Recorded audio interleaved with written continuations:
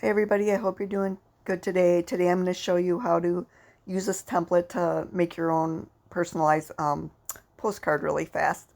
So if you went on a vacation and you took a picture you like and you want to send it to your friends, or maybe you even want to turn this into like a thank you card with a picture of say your baby shower, and you can put the text thank you on the top. There's so many reasons you might want to customize a postcard. So I made a template for you to make it even easier. So you just go to this link. I'll post it down below in the description. Click on that link. And then once the page comes up, you can see the postcard here. All you have to do is go over here on the right-hand side where it says personalize this template. So click on that. And right here, you'll see a photo and the text. And you can change both of these. So we're going to start with the photo. Click on change. And then you can pick out, you can go right here to upload images.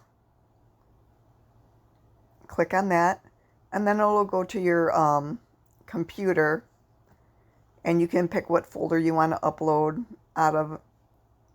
So I'm going to scroll down here and just pick some random photo.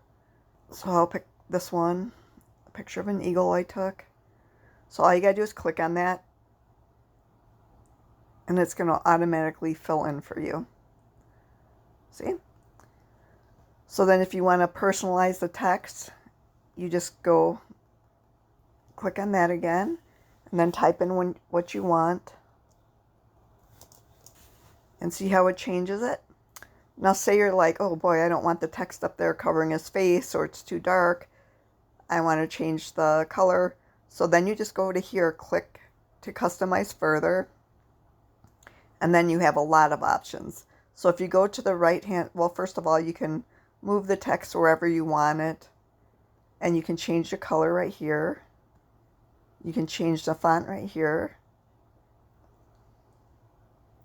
You can make it smaller or bigger by tapping on the plus or minus signs.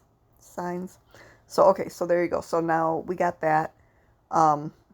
If you want to check out the back, you can change anything here. Like say you don't want the Zazzle logo right here.